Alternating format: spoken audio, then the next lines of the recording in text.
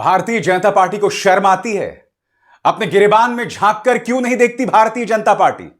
स्मृति ईरानी एक बार फिर हमला बोल रही हैं राहुल गांधी पर, ताना मार रही हैं कि आपने जिस तरह से इस वीडियो में शैलजा और भूपेंद्र सिंह हुड्डा का हाथ मिलाया, तो क्यों नहीं शैलजा को मुख्यमंत्री के तौर पर आप अपने उम्मीदवार के तौर पर उसके नाम की घोषणा कर दें? भारतीय जनता पार्टी खुद का चुनाव लड़ रही है या कुमारी शैलजा का चुनाव लड़ रही है? मगर सबसे बड़ी बात, स्मृति जी आप एक महिला हैं, चुनाव आ गए हैं और एक बार फिर बलात्कारी और हत्यारे राम रहीम को पैरोल पर रिहा कर दिया गया है। और इसमें सबसे ज्यादा शर्मनाक भूमिका चुनाव आयोग की है। चुनाव आयोग के हाथ में था कि उन्हें रिहा किया जाए या ना किया जाए। मगर आप जानते हैं दोस्तों, चुनाव आयोग पूरी तरह से भारतीय जनता पार्टी का एजेंट बनी हुई है। आज राम रहीम को पैरोल पर रिहा कर दिया गया, मगर स्मृति ईरानी ताना मार रही हैं राहुल गांधी पर। अपने गिरेबान में झांकने की हिम्मत तक नहीं है। दरअसल 15 सेकंड के इस बयान में स्मृति ईरानी का ताना इस वीडियो पर था दोस्तों। इसमें देख सकते हैं राहुल गांधी किस तरह से शैलजा और भूपेंद्र सिंह हुड्डा का हाथ मिला देते हैं। दोनों में मतभेद की खबरें लगातार आ रही हैं। यहां पर दो मुद्दे उठ रहे हैं दोस्तों। क्या भारतीय जनता पार्टी अपना चुनाव लड़ रही है या कांग्रेस का चुनाव लड़ रही है? आपको याद होगा अमित शाह ने भी सभा में, चुनावी सभा में कुमारी शैलजा की बात की थी। मनोहर लाल खट्टर ने भी उन्हें आमंत्रण दिया था कि आप आइए, भारतीय जनता पार्टी में शामिल हो जाइए। और उसी के बाद कुमारी शैलजा ने कहा कि मेरा शरीर कांग्रेस के झंडे से लिपटेगा। तभी उन्होंने एक बयान दिया था।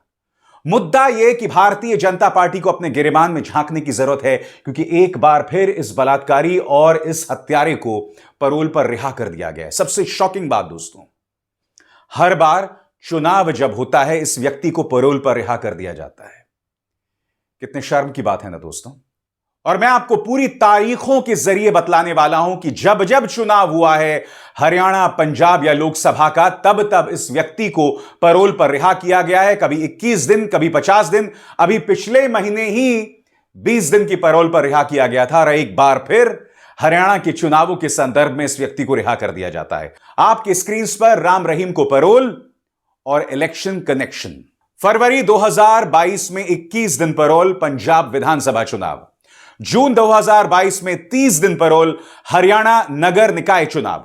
अक्टूबर 2022 में 40 दिन की पैरोल, आदमपुर सीट का चुनाव। जुलाई 2023 में 30 दिन पैरोल, हरियाणा का पंचायत चुनाव। नवंबर 2023 में 21 दिन पैरोल, राजस्थान विधानसभा चुनाव। जनवरी 2024 में 50 दिन की पैरोल, लोकसभा चुनाव। अगस्त 2024 में 21 दिन पैरोल, हरियाणा विधानसभा चुनाव। अक्टूबर 2024 में 21 दिन की पैरोल, एक बार फिर हरियाणा विधानसभा चुनाव। भारतीय जनता पार्टी को शर्म आती है? आप जानते हैं दोस्तों, भारतीय जनता पार्टी ये सब कैसे कर पाती है? उसके 2-3 कारण हैं। पहला कारण, हर मुद्दे को धर्म के साथ जोड़ दो। राम रहीम को जो पैरोल पर रिहा किया जाता है, तब इनका प्रचार तंत्र ये कहने लगता है कि क्या हिंदू संतों को इतनी भी आजादी नहीं है? मैं आपसे सवाल पूछना चाहता हूं, 2 मासूम बेकसूरों के साथ इस आदमी ने दुष्कर्म किया था। यहां पर हिंदू धर्म कहां आ जाता है? इस व्यक्ति के माथे पर हत्या का तमगा है। मैं समझना चाहता हूं इसे हिंदू धर्म कहां से आ जाता है? और दूसरा कारण, भारतीय जनता पार्टी जानती है कि हम में से कई लोग राम रहीम का शिकार नहीं हुए, तो उसे लगता है कि जनता यह सोचती होगी कि भाई हमारे परिवार में या हमारी किसी परिवार की महिला को तो राम रहीम ने टारगेट नहीं किया, तो सानू की हमें क्या फर्क पड़ता है? यही वजह है दोस्तों, मैंने बाकायदा आपको यह लिस्ट दिखाई है। बार बार इस व्यक्ति को पैरोल पर रिहा किया गया है। और भारतीय जनता पार्टी भारतीय जनता पार्टी जो है वो कांग्रेस पर टिप्पणी कर रही है। बात वहां तक सीमित नहीं है। अब हत्यारे और हत्यारों के पृष्ठभूमि के लोग भारतीय जनता पार्टी के लिए खुल के चुनाव प्रचार कर रहे हैं।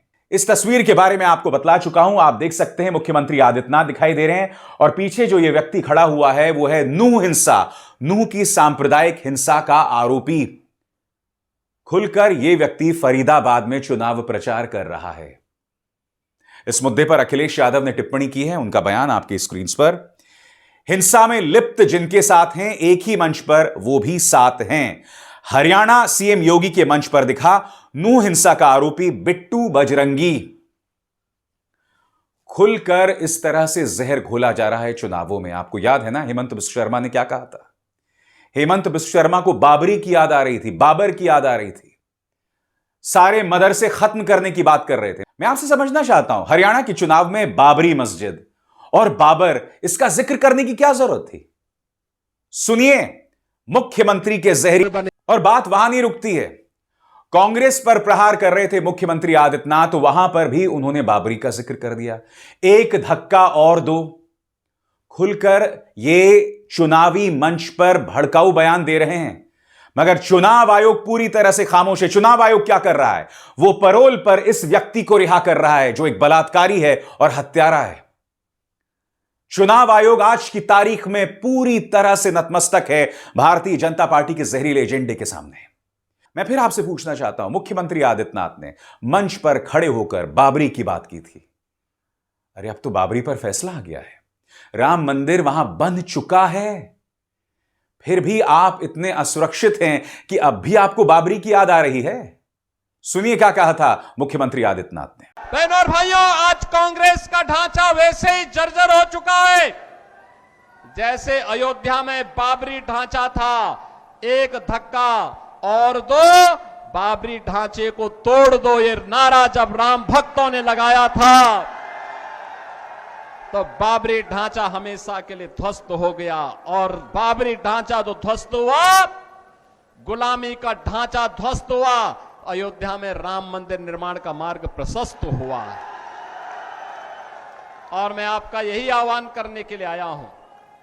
तो चाहे हेमंत बिश्व शर्मा हो या मुख्यमंत्री आदित्यनाथ, पूरी तरह से चुनाव आयोग खामोश है।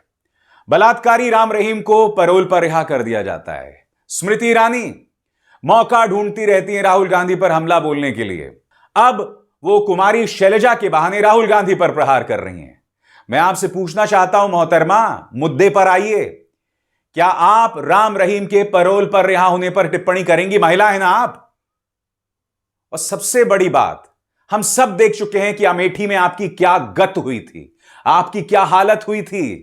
जी हां, जिस व्यक्ति को आप कांग्रेस या 10 जनपद का दरबारी बता रहे थे, उसी व्यक्ति ने आपको पटखनी दी थी चुनावों में। इस अहंकार को त्यागिए, मुद्दे पर आइए। जी हां, मुद्दे पर आइए। और मुद्दा यह है कि राम रहीम को पैरोल पर रिहा किया जाता है। मुद्दा यह है कि चुनाव आयोग इसकी इजाजत देता है। मुद्दा यह है कि भारतीय जनता पार्टी जो लगातार शैलजा पर टिप्पणी कर रही है, अपने गिरबान में नहीं झांक रही है। उसके नेताओं को लगता है कि चुनावों में वोट हासिल करने का सिर्फ एक तरीका है, जहर घोलो। जो बाबरी अब वजूद में ही नहीं है, जो बाबरी मस्जिद वजूद में नहीं है, उसकी बात करो। इनको शर्म नहीं आती है दोस्तों। और फिर आप मुझसे पूछते हैं कि मैं सिर्फ भाजपा से सवाल क्यों करता हूं।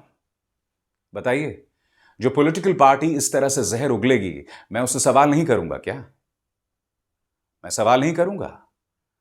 सवाल तो पूछा जाएगा दोस्तों, और जवाब मांगा जाएगा। अभिसार शर्मा को दीजिए इजाजत। नमस्कार।